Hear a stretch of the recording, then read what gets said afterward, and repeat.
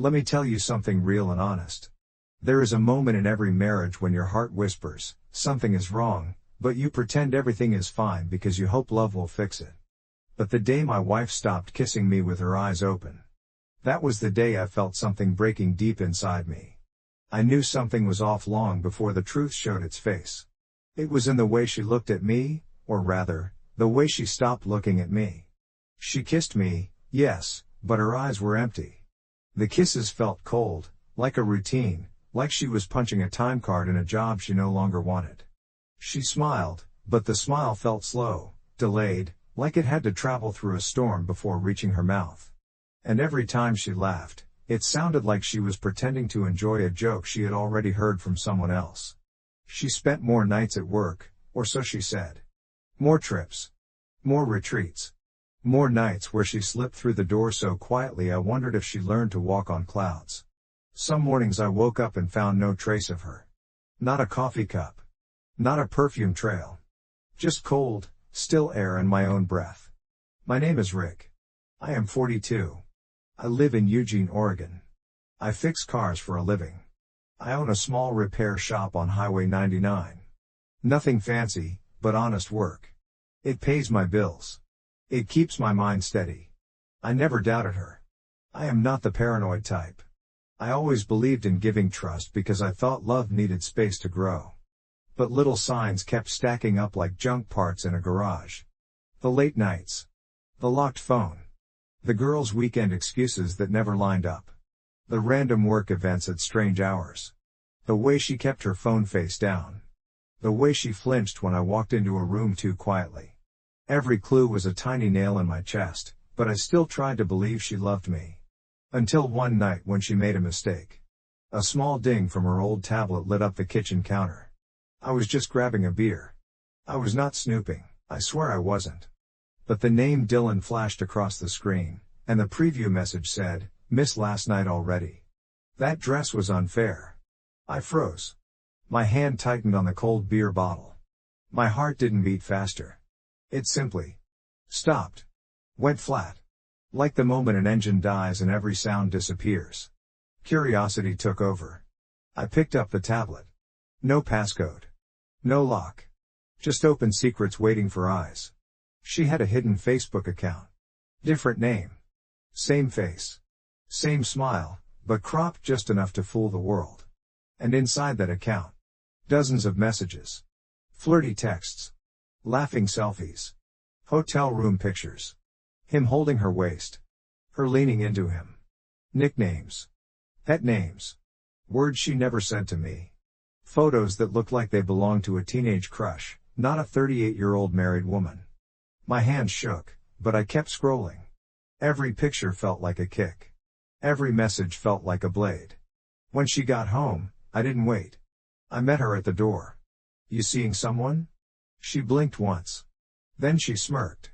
A slow, arrogant smirk like she had been waiting for me to catch up. "You're boring now, Rick," she said. "I need more." No apology. No fear. No shame. She said it as if she were ordering a sandwich. Cold. Sharp. Cruel. I laughed. A short, bitter laugh. "So that's it? That easy?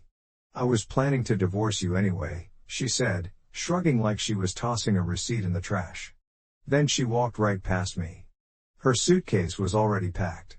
Sitting near the closet like it had been waiting for this moment. Like she wanted me to find out. Like she enjoyed the idea of hurting me. "You already packed?" I asked. She didn't even look up. She slid her makeup bags inside with calm hands. "I'm staying at Dylan's until the divorce is finalized." I felt the air punch my chest. "That easy for you, huh?" She finally turned around. Leaned against the dresser. Crossed her arms, looked at me like a boss giving a poor performance review. "He's everything you're not, Rick. Successful.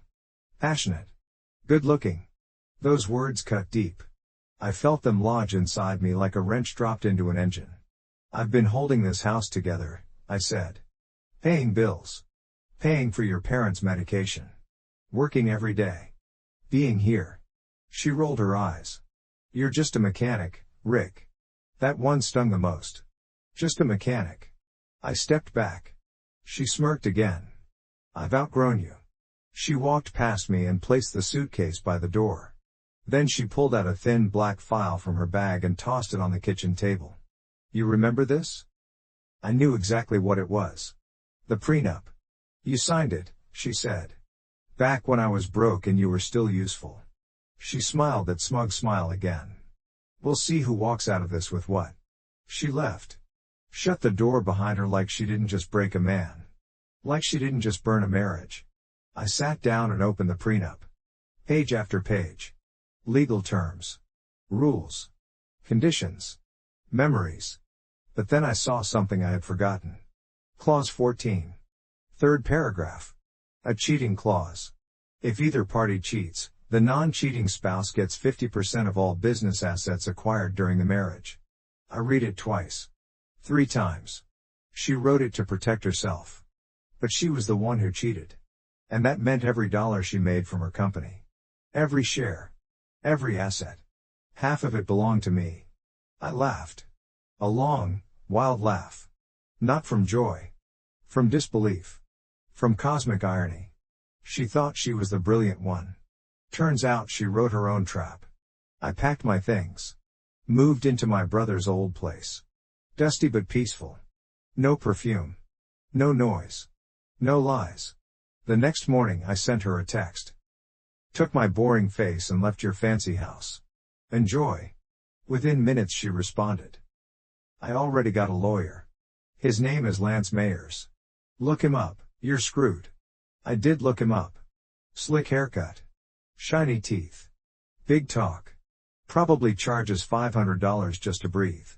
I didn't reply to her. I booked a consultation with him under a fake name. Asked to meet at a local diner. When he showed up, he didn't even look at me. Just sat down and kept staring at his phone. You're Alan Cross? He asked. No, I said. I'm Rick. His eyes widened. His face went pale. He knew who I was. I slid a folder across the table. Evidence. Messages. Photos. Receipts. All time-stamped. This changes everything, he whispered. She hadn't told him a thing. A few days later she called me, furious. Screaming. Accusing. Blaming. You manipulated the system, she yelled. No, I said. You wrote the rules. I'm just reading them. Her voice cracked. She begged. She threatened. She switched from anger to tears to guilt to old memories. I didn't budge. A week later, she showed up at my shop. Angry. Then 10 days after that, she came to my door crying. No makeup. Puffy eyes. Broken voice. Please don't take half, she said. You'll ruin me. You ruined yourself, I said. She stepped closer, shaking. Dylan left. He says he can't deal with the prenup mess. Smart man, I replied. She dropped her final card. Can we try again? No lawyers. No revenge. Just us. I almost laughed. No, I said. You missed the version of me that tolerated you. That man is gone. I opened the door. Goodbye, Alyssa. And just like that, she was out of my life. But the story didn't end there. Because the day I walked into that courthouse, the day I signed those final papers, the judge handed me something that made my heart pound in a way I never expected. A document that would change everything. A document that would turn the tables in a way she never imagined. And what happened next is where the real shock begins. You think the worst is over when the divorce papers are signed. You think the storm has passed. But sometimes the real twist shows up after the ink dries, and it hits harder than the betrayal itself. The judge handed me the document with a calm face, like he was giving me a parking receipt. But when I looked down, I felt something shift inside me. It was a full financial breakdown of her company, every asset, every investment, every expansion, all the valuation records, all the updated numbers she never wanted me to see. And the number at the bottom almost knocked the breath out of me. Her company, the one she built with her new passion, was worth far more than she ever admitted. Not a small business. Not a simple startup. It had exploded over the years. And because of Clause 14, because of her own cheating, because of her own carelessness, I was legally entitled to half of it. Half of everything she spent her life building. Half of everything she bragged about. Half of everything she thought she deserved without me. I walked out of that courthouse holding the folder like it was a hot piece of metal. I sat in my truck for a long minute and just breathed, staring at the numbers. Staring at the reality. Not because I wanted revenge. But because this was justice. Real justice. Justice she never expected to face. I drove home slowly. The Oregon sky was gray. The roads were quiet. I kept thinking about how she called me just a mechanic. How she told me I wasn't enough. How she laughed when she said she outgrew me. And now here I was, holding half her life's work because she created the rule book and then broke her own rules. I didn't feel angry. I didn't feel excited. I just felt steady. Calm. Like something inside me had finally clicked into place. Like I had been walking around with a broken piece rattling in my chest for years and it finally settled. When I got home, I placed the documents on the table and made myself coffee.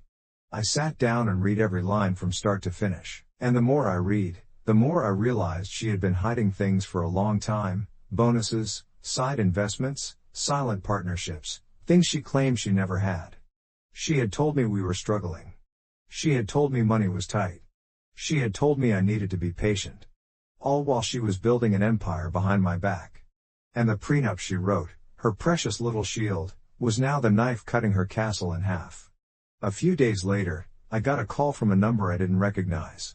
When I answered, the voice on the other side was calm, professional, almost too smooth. Mr. Rick Carter? This is Karen from Oakwood Corporate Management. We've been assigned as temporary oversight for your shareholder account. Shareholder account. I had never heard those words in my life, at least not directed at me.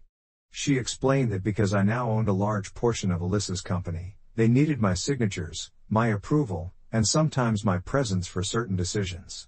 I sat there in silence for a moment. Me. A mechanic. A man who spent his life covered in grease. Now holding power inside a boardroom I had never stepped inside. Life is strange. Life is wild. Life is funny when it wants to humble the proud. Alyssa must have heard the news long before I did. Because that same evening, she sent me a long message. Not angry this time. Not bitter.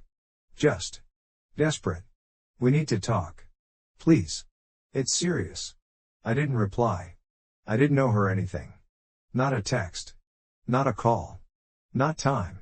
But the next day, she showed up again. Not at my work.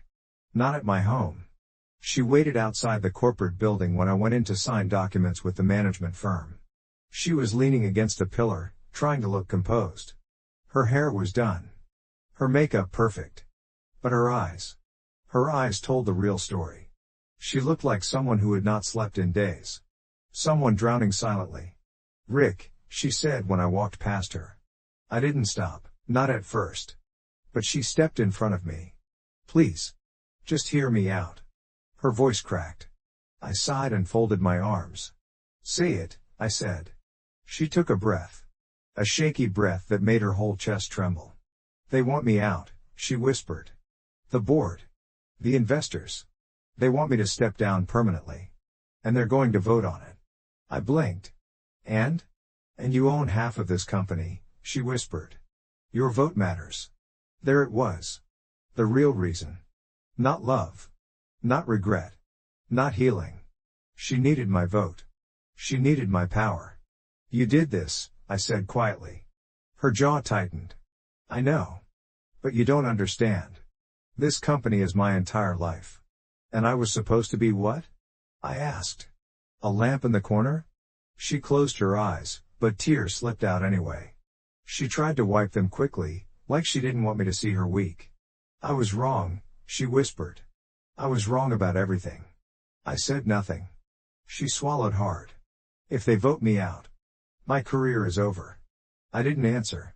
I walked past her and entered the building. She didn't follow. Inside, the meeting was calm, simple, straightforward.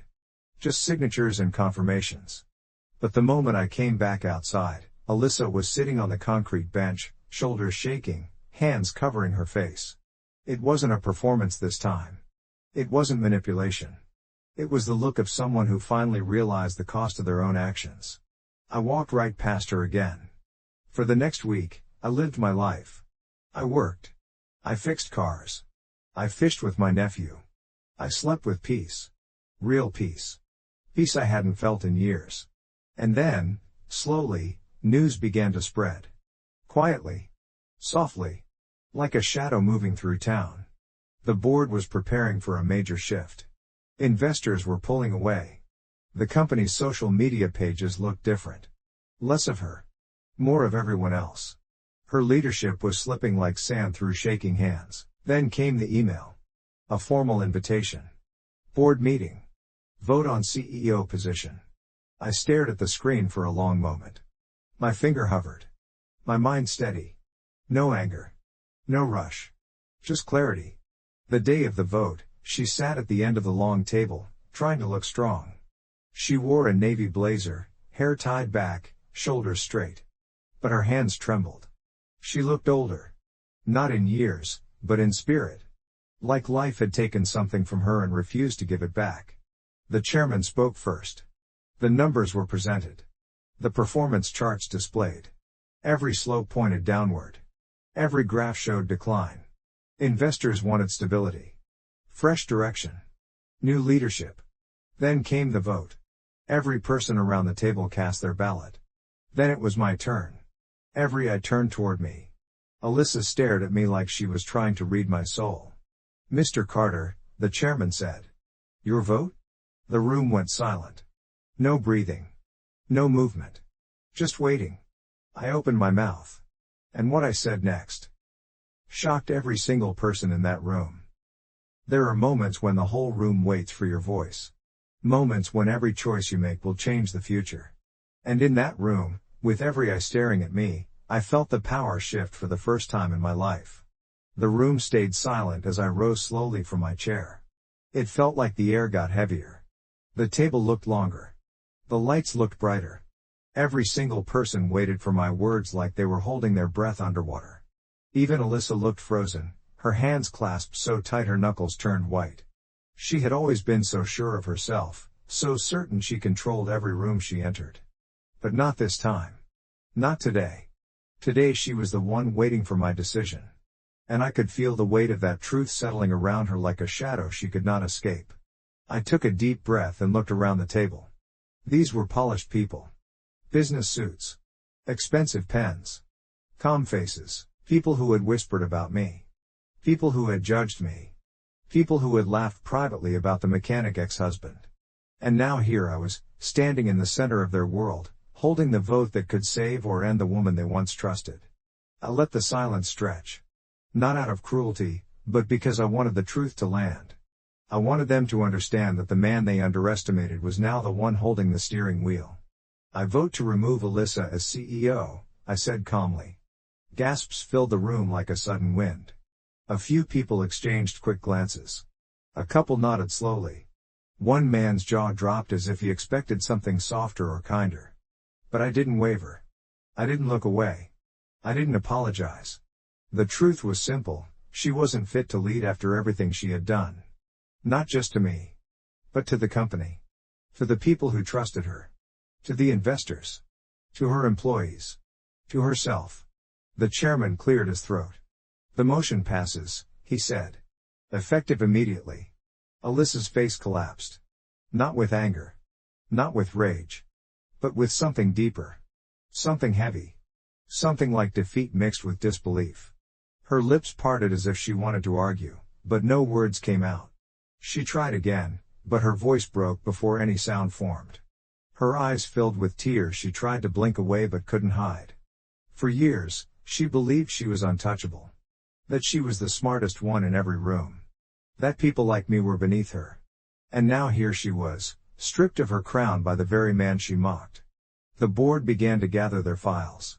People stood. Chairs slid back. The meeting dissolved into quiet whispers and soft footsteps. Alyssa stayed seated.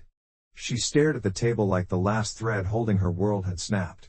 When the room nearly emptied, she finally stood. Her legs trembled. She looked at me with eyes full of something I had never seen from her, not anger, not arrogance, but something strangely human. Something almost like sorrow. Was this really necessary? She asked, her voice barely a whisper. I looked at her for a long moment. Then I spoke slowly. You lit the fire, I said. I just stopped pretending it wasn't burning. She swallowed hard. I never thought you would actually do it, she whispered. That was the problem, I said. You never thought. She stepped closer. Not with anger. With a kind of quiet desperation. Rick. I loved you once, she said softly. I shook my head. No. You loved the version of me that made your life easy. You loved convenience. You loved comfort. You loved control. Her eyes lowered. A tear rolled down her cheek and landed on the sleeve of her blazer. I don't know who I am without that company, she whispered. That's not my burden anymore, I said. She nodded slowly, like each movement hurt. Then she walked past me and left the room. No dramatic exit.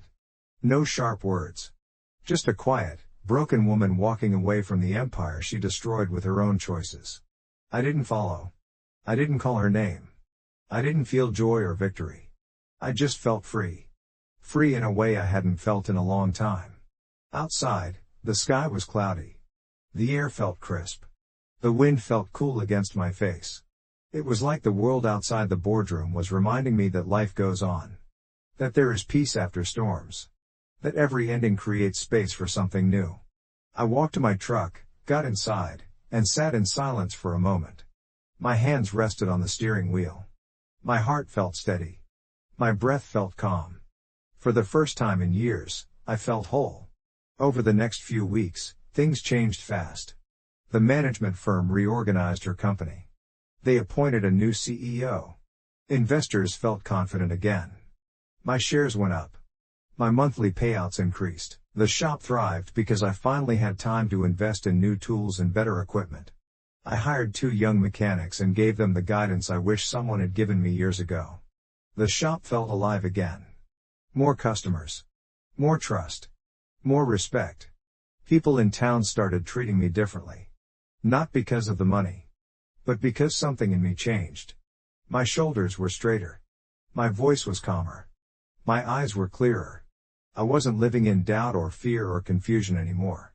I was living in truth. A quiet truth. A steady truth. A truth built not on revenge but on acceptance and growth. Sometimes, I would hear things about Alyssa. Small things. She moved to a cheaper apartment. She took consulting work. She tried to rebuild her reputation slowly. No more flashy events. No more big talk. No more pretending she was bulletproof. Life had humbled her in ways she once believed were impossible. I didn't hate her. I didn't wish her pain. But I didn't miss her either. Some people are chapters. Not whole books. Months passed, and one quiet Friday morning, I walked into my usual coffee shop. The bell above the door chimed softly. The warm smell of roasted beans filled the air. The barista smiled. I smiled back. I ordered my usual black coffee and sat in my corner seat. I looked out the window. People walked by with little dogs. Kids laughed. Old couples shared pastries. The world felt simple again. And as I sipped my coffee, I realized something important. I didn't lose anything. She did. She lost me. She lost respect. She lost trust. She lost the life she could have had if she hadn't destroyed it herself. I gained peace. I gained clarity. I gained strength. I gained a future I never imagined. And as I took another slow sip, I felt it deep in my bones. Sometimes the best revenge is living a life so calm, so steady, and so strong that the person who broke you has to watch from a distance. And that is where this story truly becomes unforgettable. And as Rick stepped out into that quiet morning, drinking his coffee with steady hands and a clear mind, one truth became stronger than every lie she ever told. Sometimes life doesn't bless the loudest person. Sometimes it blesses the one who finally walks away. If you enjoyed this story, please hit that like button. Make sure you subscribe to the channel. Write pointing finger emoji, and drop a comment telling us where you're watching from. Your support helps these stories travel farther than you can imagine. Thank you for being here.